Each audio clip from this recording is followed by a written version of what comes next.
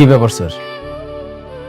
একটা বস্তির মেয়ে, ও সরি, সামান্য একটা কর্মচারী চাকরি ছেড়ে চলে যাচ্ছে, তাকে এত রিকোয়েস্ট করার কি আছে? কর্মচারী? আপনি কাকে কর্মচারী বলছেন?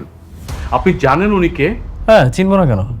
ও তো একটা বস্তির মেয়ে, সারা জীবন বস্তিতে ছিল, আর আমার বন্ধু ওকে বিয়ে করেছিল, ওকে ব্যবহার করে আর একটা বিয়ে করেছে, আর আমি ওকে চিনব না কেন?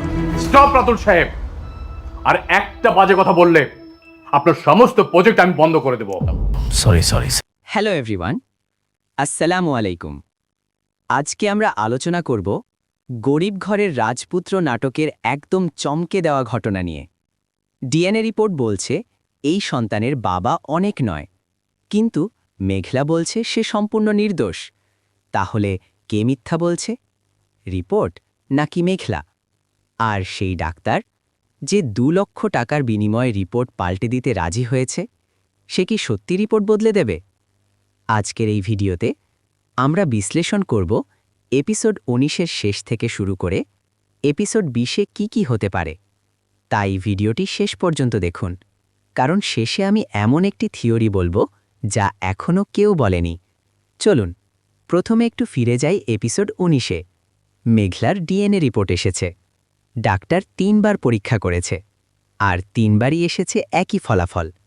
এই সন্তানের বাবা অনেক নয়, অনেক যা চেয়েছিল সেটাই যেন পেল। বৃষ্টির মনেও আর কোনো সন্দেহ নেই, কিন্তু মেঘলার বাবা মা এখনও বিশ্বাস করেন তাদের মেয়ে নির্দোষ।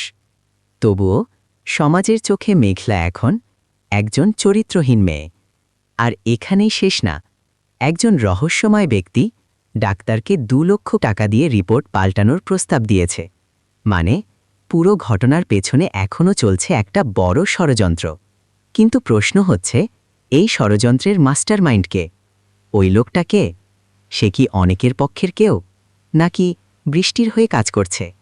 আমার মনে হচ্ছে এই রহস্যময় মানুষটাই হতে যাচ্ছে এপিসোড 20-এর সবচেয়ে গুরুত্বপূর্ণ চরিত্র। আর যদি সত্যি রিপোর্ট পাল্টে যায়, তাহলে মেঘলার জীবন কোন দিকে যাবে? এই প্রশ্নের উত্তর একটু পরেই। তার আগে আপনারা কমেন্টে জানিয়ে দিন আপনার কি মনে হয়, মেঘলা সত্য বলছে? হ্যাঁ হলে লিখুন হ্যাঁ, না হলে লিখুন না। এবার আসি এপিসোড 20-এ কি হতে পারে। প্রথমত, ডাক্তার হয়তো টাকা নেবে, কিন্তু রিপোর্ট পাল্টাবে কিনা সেখানেই আসতে পারে বড় টুইস্ট। হয়তো সে ভয় পেয়ে সব সত্য ফাঁস করে দেবে, অথবা পরবর্তীতে এই রিপোর্ট নিয়েই মেঘলা কোর্টে যাবে। দ্বিতীয়ত, মেঘলা ইতিমধ্যে অফিস ছেড়ে দিয়েছে, সে এখন একা। এই একাকিত্বের সময় হয়তো এমন কেউ সামনে আসবে যে আসল সত্য জানে। হয়তো সে রাতুল, যে একসময় বলেছিল সে কোনো না কোনোভাবে সাহায্য করবে। তৃতীয়ত, মেঘলার বাবা নিতে পারেন একটা বড় সিদ্ধান্ত, কারণ তিনি বিশ্বাস করেন তার মেয়ে নির্দোষ। আর সেই বিশ্বাস থেকেই শুরু হতে পারে নতুন লড়াই। কিন্তু এখনও একটা প্রশ্ন সবচেয়ে বড় রহস্য হয়ে আছে। যদি মেঘলা সত্যিই নির্দোষ হয়, তাহলে এই সন্তানের বাবা কে?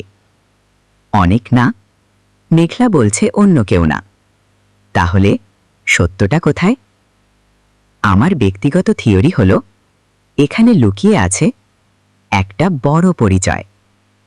হয়তো মেঘলা নিজেও জানে না কিভাবে সে এই পরিস্থিতিতে পড়েছে। হয়তো কেউ পরিকল্পনা করে তাকে ফাঁসিয়েছে।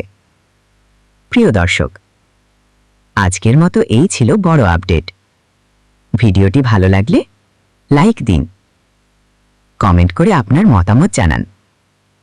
আর এমন নতুন আপডেট পেতে চ্যানেলটি সাবস্ক্রাইব করে পাশে থাকুন।